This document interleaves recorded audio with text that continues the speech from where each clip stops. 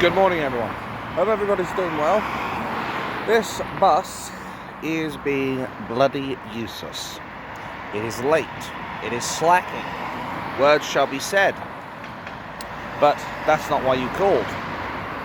There is something that has come out by one Dr. Shu Lee that brings into serious question everything that has happened as far as what was known as the baby murderer Lucy Letby is concerned.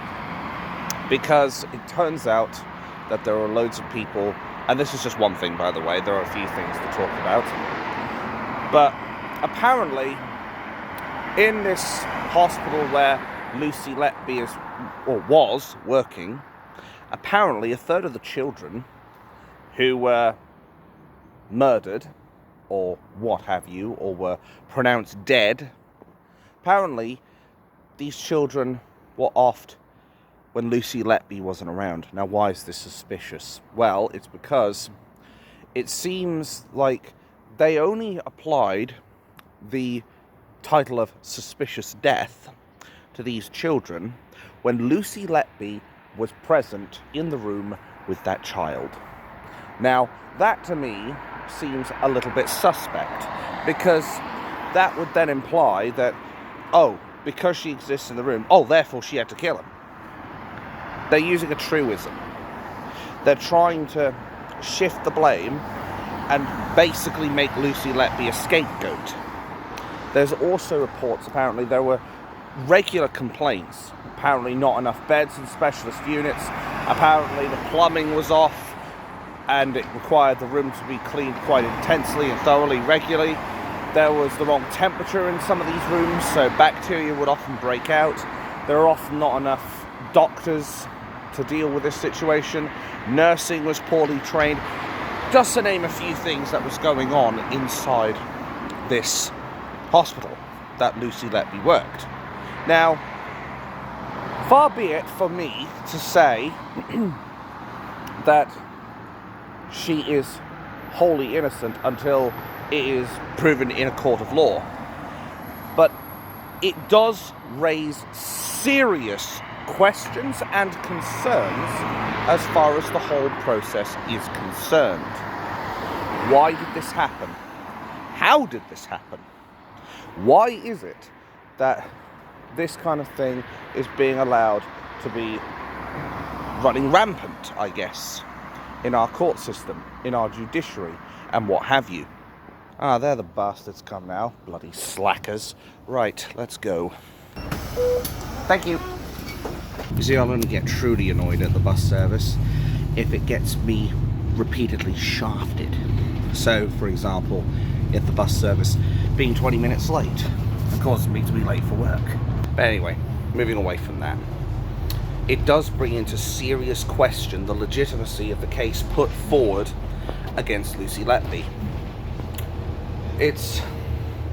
I guess it's a stark contrast to Axel Rudakubanana, who, whereas this boy is a child murdering scumbag and he genuinely was caught with a smoking gun, or in this case knife, and he is a piece of shit, this is a possible case now of Lucy Letby could be a person who was completely scapegoated by the NHS and completely persecuted falsely in the name of, I guess, scapegoating in the NHS. It's sickening to think about it.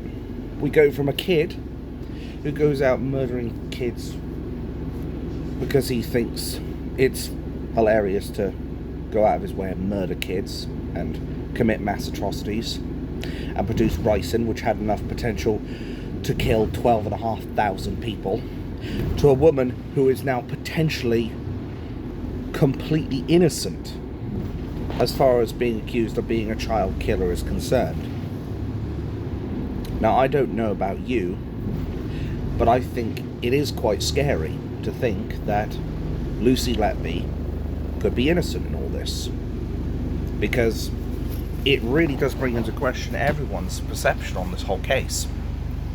I originally thought that Lucy Letby was guilty as sin, but now all this evidence has come out of some of the substandards of the NHS during the time, the fact that they were using this truism to basically make Lucy Letby more responsible than potentially she might actually be. I think we do have to open our eyes and listen. I think we all have to actually take a step back from this situation. And we need to start thinking to ourselves, why would the NHS willfully use Lucy Letby as a scapegoat just because she appeared in the other 2/3 of child deaths?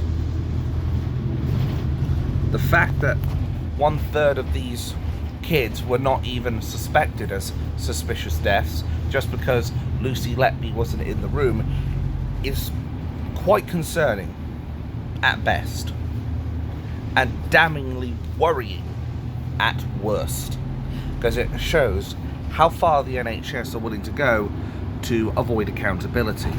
Devil's advocate here. Maybe Lucy is guilty. Maybe there's a really elaborate story as far as Lucy Letby's guilt is concerned.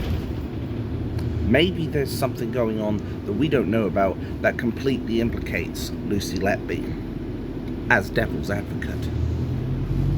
But obviously we've yet to see it. And the fact that this report has come out from Dr. Shu Lee, and it is potentially showing all these shortcomings and flaws of the NHS, it really does beg the question, did Lucy really kill those kids? Now that's a story for you.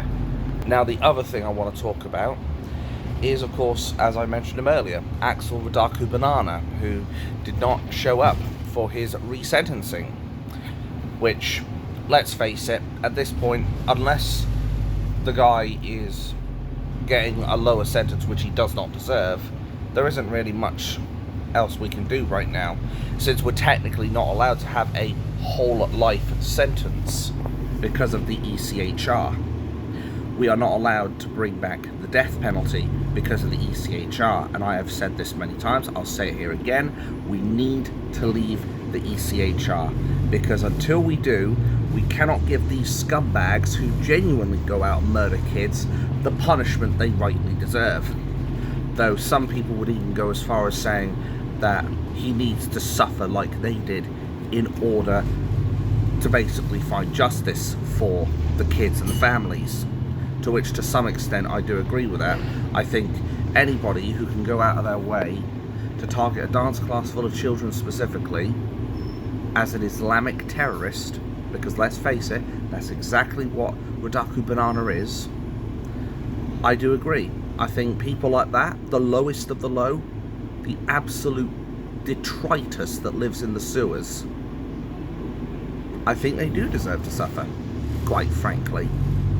If they're willing to go out of their way to target the most vulnerable in society, and not only that, but to try and kill a large number of them, the children, I do think they should be tortured. And I think, if I recall correctly, in one of my videos, I think they should be subject to Ling Chi, death by 1,000 cuts.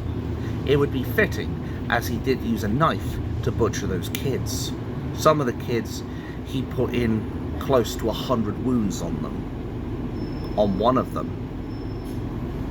And anyone that is capable of doing that, I do not believe deserves any fucking mercy whatsoever, quite frankly.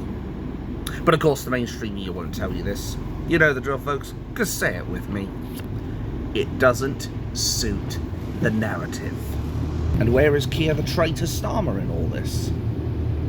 Keir the traitor Starmer is too busy running away from the latest accusations that apparently he broke Tier 4 COVID rules because he went to go and visit a voice coach. Sorry, buddy. No one's going to help you with that one.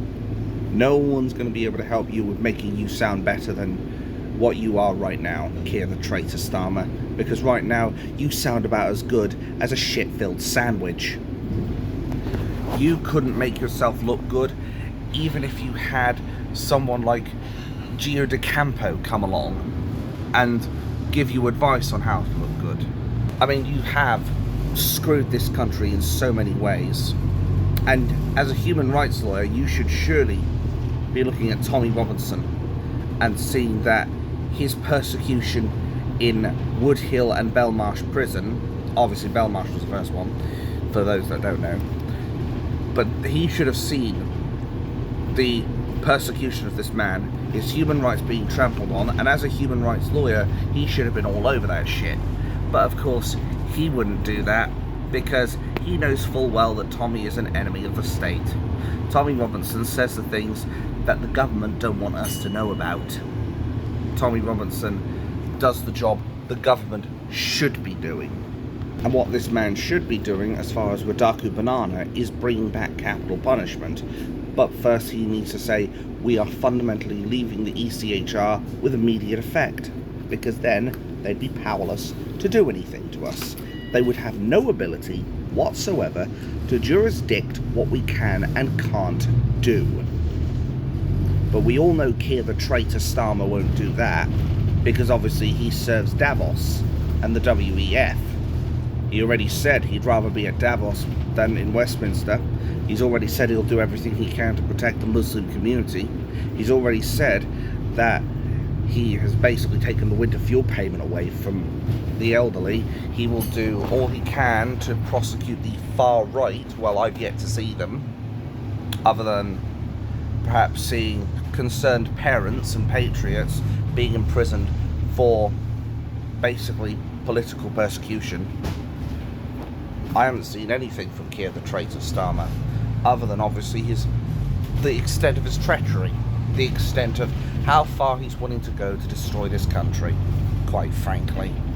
If it were down to me personally, as far as Rudakubana is concerned, I wouldn't give a shit if he wants to go to the resentencing or not. I would drag his sorry ass to the courtroom, kicking and screaming if necessary. And if it hurts the feelings of the Muslims, then tough shit, quite frankly. Or sorry, I should say the Islamists. Thank you.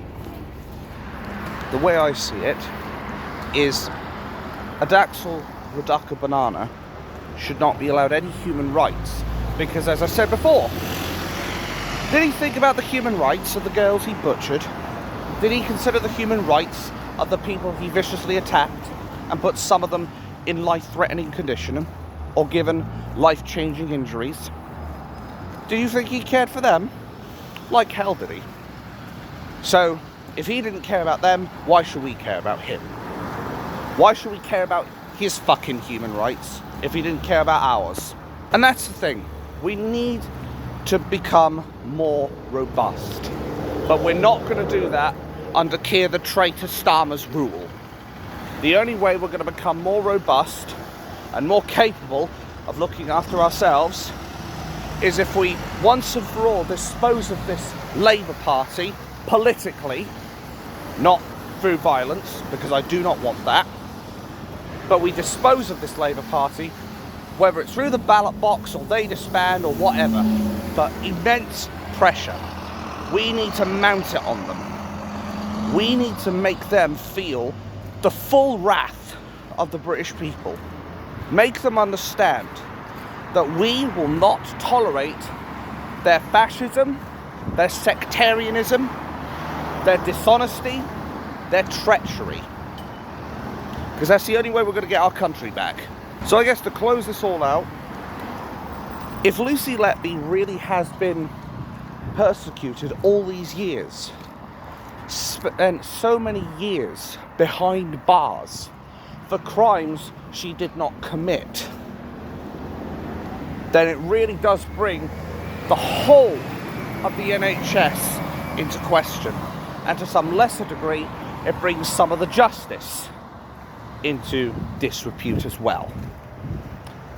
It really does show that we live in a country where you can literally be sentenced as a scapegoat by the company that's supposed to give you a wage, that is supposed to look after you as long as you look after the company.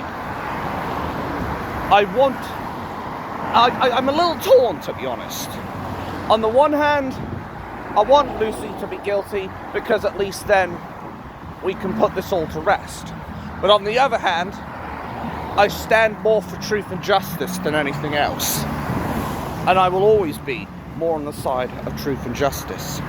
I will always want the right thing. And if Lucy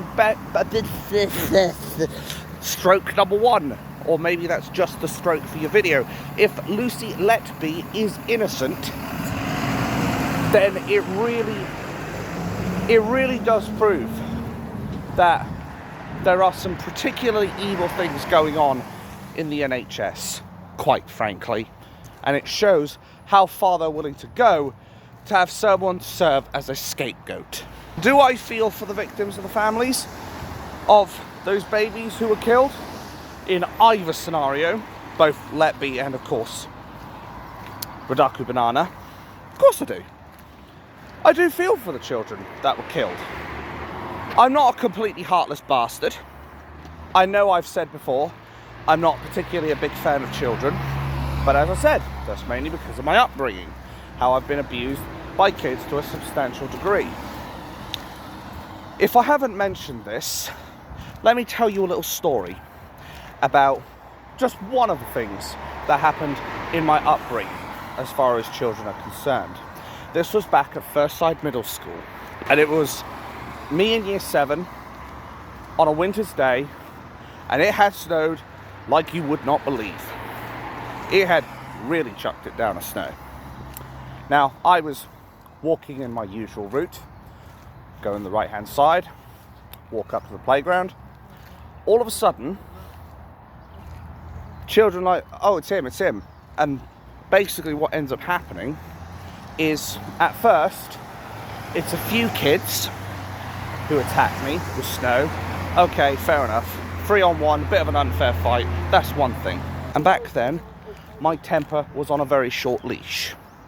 I am glad to say that it is on a much longer leash now, and it will take an extremely long time or something extremely offensive to get me going.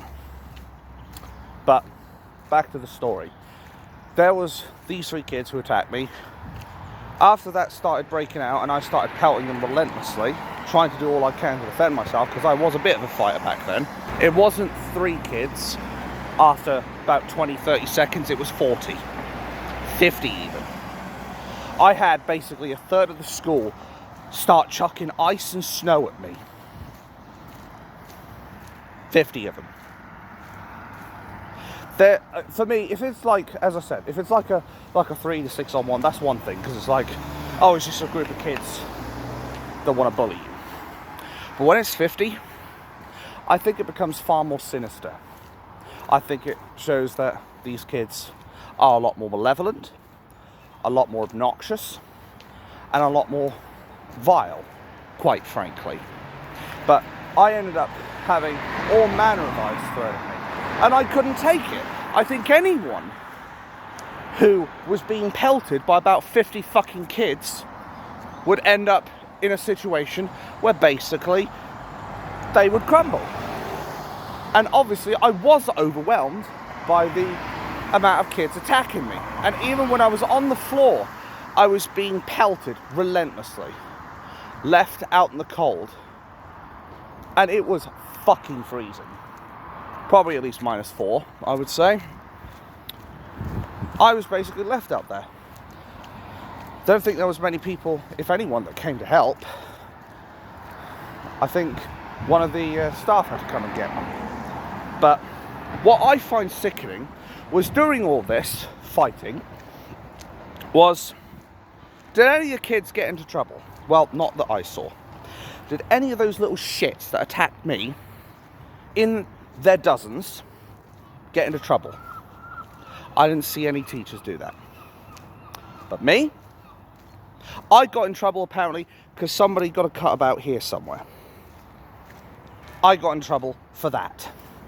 I tried to argue, but they shut it down instantly, even though I was basically about to say, so it's okay for me to get attacked by 50 people and have ice thrown at me. What about all the kids that threw that shit at me?